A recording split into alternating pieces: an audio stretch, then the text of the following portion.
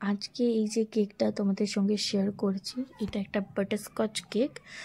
আর এটা আমার খুব মোস্ট ফেভারিট কেকের মধ্যে একটা, বাটারস্কচ আর স্ট্রবেরি, যেটা তোমাদের সঙ্গে আগের একটা ভিডিওতেও শেয়ার করেছিলাম।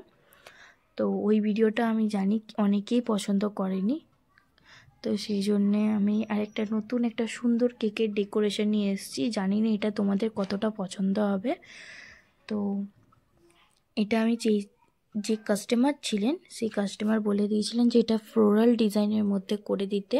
তো সেই জন্য আমি এই ফ্লোরাল ডিজাইন করার চেষ্টা করেছিলাম। তো তোমরা সেই সব ভিডিওটা দেখলে বুঝতে পারবে যে কেকটা কতটা সুন্দর হয়েছিল। আর আজকে যে কেকটা বানিয়েছিলাম এটা একটু হাইটেড ছিল কেকটা। কাস্টমারের বলেই দিয়েছিলেন যে একটু হাইট রাখতে। আর এই ফ্লোরাল ডিজাইনগুলো ফ্ল্যাট কেকের মধ্যে অতটাও সুন্দর লাগে না যতটা হাইটে লাগে।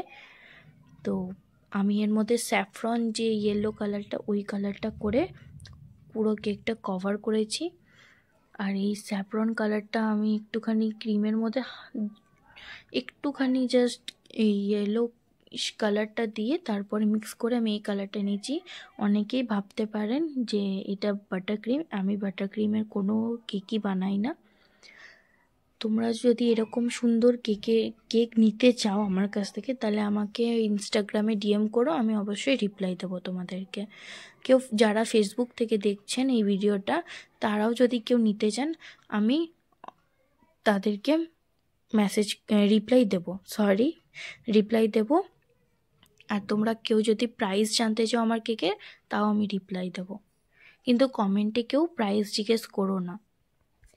আমি কাপকেকও রাখি, তোমরা যদি কেউ চাও যে কাপকেক নিতে, আমি সব রকমের ফ্লেভারেরই কাপকেক রাখি।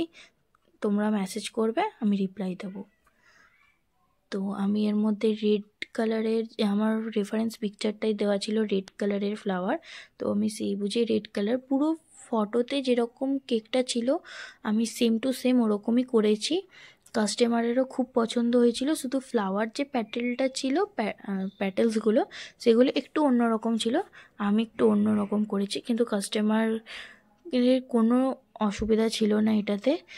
কাস্টমার খুবই খুশি হয়েছিলেন এই কেকটা দেখে। আমি লাস্টে একটা পিকচারও শেয়ার করেছি তোমাদের সঙ্গে, আর কিছু আমি সুগার বলস অ্যাড করেছি উপর থেকে। Thanks for watching.